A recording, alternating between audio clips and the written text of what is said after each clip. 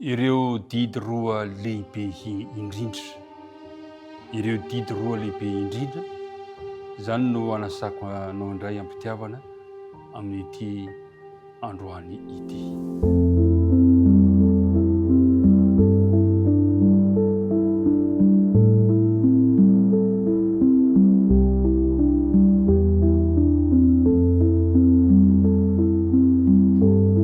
Faly miaraba antsika rehetra indray tafahoana somatsara amin'izao herinandro vaovao izao. Tafahoana indray isika tombontsoa lehibe zany ary faly mifankahita aminao amin'ny toerana maro samihafa ka na aiza toerana misy anao na inona toe-javatra atrehanao dia tena faly zay ary manolotra ny fiarabana ho anao ary manonona ihany koa ny fiadanan'ny-tompo ho anao sy ny ankohonanao andeha hifanofahofantanana isika. Miaraba antsika rehetra tompoko. Milohan'ny andiniantsika ny loha hevitra izay nanasana antsika rehetra ary dia manasanao mba hiaraka hivavaka isika. Rainay any an-danitro, rainay amin'ny lalan'i Jesosy Kristy ianao ilay tompo sy mpamonjy anay. Misaotra anao tamin'ny fitantanana rehetra ka afaka miaona izay amin'ny lalan'ity fandaharana efa mahazatra anay ity. Mamelany helokay ary mamondrafo aminay mandrakariva.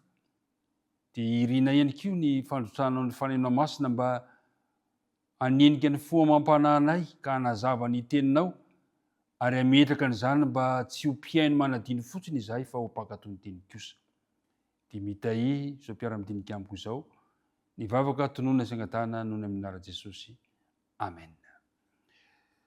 Ry mpiara-midinika namana, mandrehitra an'ity herinandro ity dia andiniko isika ny amin'ny hoe ny fitiavana sy ny rariny ary ireo didy roa lehibe indrindra. Izany no diniantsika mandrehitra an'ity herinandro ity izay iarahantsika manana.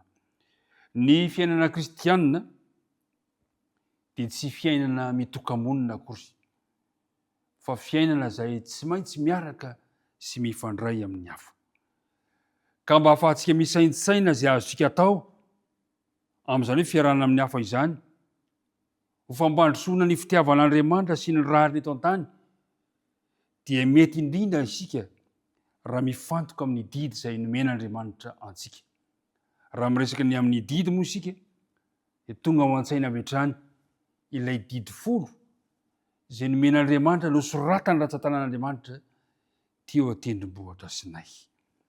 Andeha ho jerevantsika ny voalaza ao amin'ny filazantsara Matthieu 2:20 ka ny 4:7 sy ka hatramin'ny 7:20. Vakina amin'ny anarana Jesosy. Fa ny fariseo noho ny nandrefa nampahasina ny sadiseo izy dia niangona.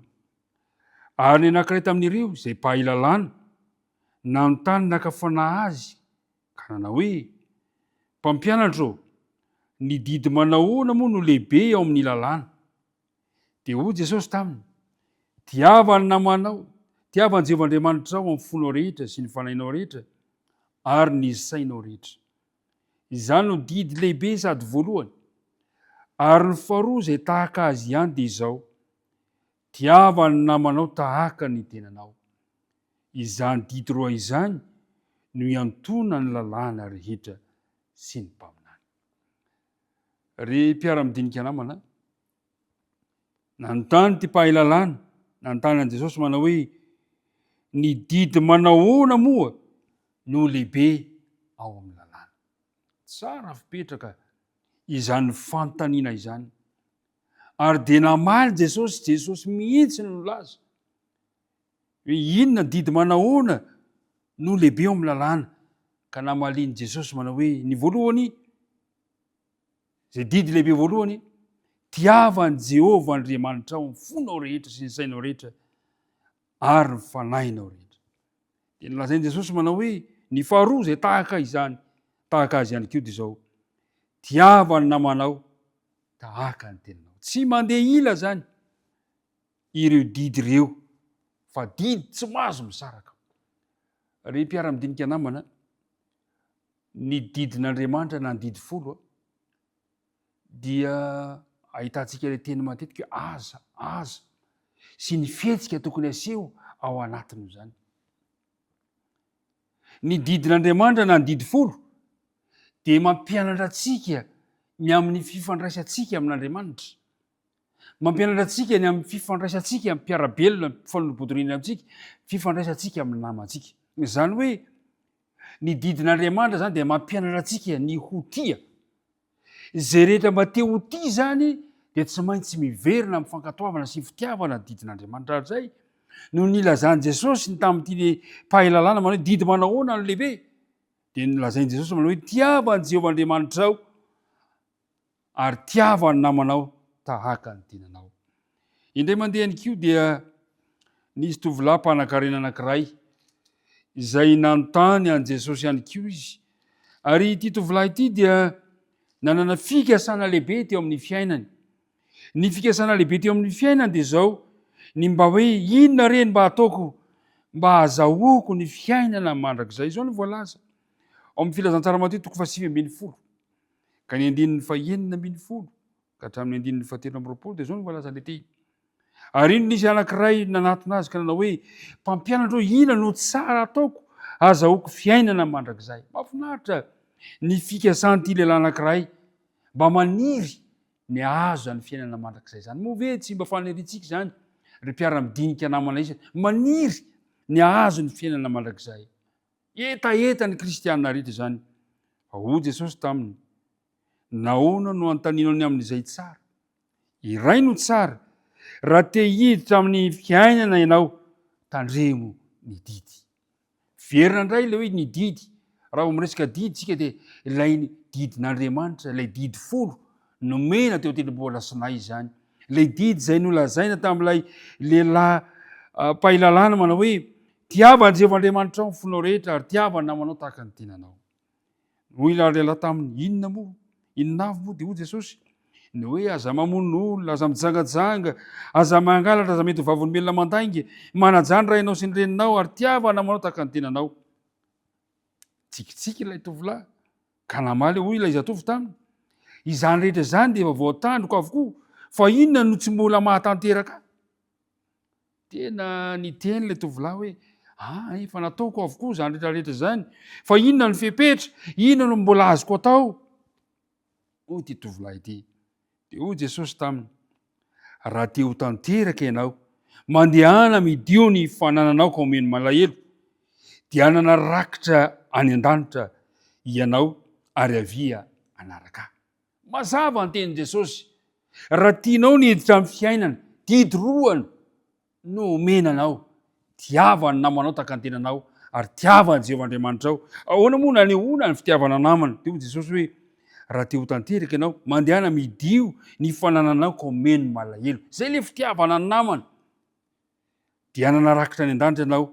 Dia hoy Jesosy ary avia anaraka. Ilay avia anaraka dia antso amin'ilay hoe tiava ny Jehovah Andriamanitrao amin'ny fonao rehetra. Ry mpiara-midinika namana, ny fanekena sy ny fankatoavana zany no ho an'ny fanantenam-pamonjena ho an'ilay mpanapaka. Saingy izao, ny toerana ambony nisy azy, ny fananany dia samy nanao asa mangina sy miafina mitarika azy ho amin'ny fitiavan-tena. Raha ankafiziny zany dia haka ny toeran'Andriamanitra ny fitiavana. Ry mpiara-midinika namana isany, raha ankafizina ny zavatra eto amin'izao tontolo izao, na dia tsy azo antoka sy tsy mendrika azy, dia arivo tanteraka. Inona ny zavatra nitranga rehefa nandrehany zany ilay tovolahy? Dia niala tamin'ny alahelo izy satria nanana fananana be. Ry mpiara-midinika namana isany, ny didy lehibe indrindra izay ampahafantarin'Andriamanitra amintsika dia didy roa. Didy voalohany, tiava ny Jehovah Andriamanitra ao amin'ny fonao rehetra, ary didy faharoa, tiava ny namanao tahaka ny tenanao. Ny didy lehibe, ireo didy ireo zany dia mampianatra antsika ny hotia. Zay rehetra mba te hanam-pitiavana dia manatanteraka ireo didy roa lehibe ireo. Ny tompo any ombanao indray ary manasana indray rahampitso raha sitrapon'Andriamanitra dia miaona indray isika amin'ny fanohizana izao dinidinika izao. Fa androany dia andeo faranantsika amin'ny alalan'ny vavaka izao resatresaka izao. Mivavaka isika. Tompo Andriamanitra io misaotra anao izahay fa afaka nandinika ny amin'ny teninao ka nampahafantaranao anay ireo didy roa lehibe zay fantona ny lalàna rehetra. Dia ny amin'ny tiavanay anao sy ny amin'ny tiavanay ny mpiara-belona aminay. Ampio zay Andriamanitra mba hanampitiavana, ka ny fitiavana dia asehonay amin'ny fankatoavana ny didinao, dia le didy zay nosoratanao teo amin'ny tendrombohitra Sinay, didy zay mitoetra mandrakizay. Tario ary izahay mba hanan'izany fikasana sy faniriana izany. Dia mitahiny tontolo andronay androany, mitahiny mpiara-midinika rehetra, aza mahafoina masaraka anay.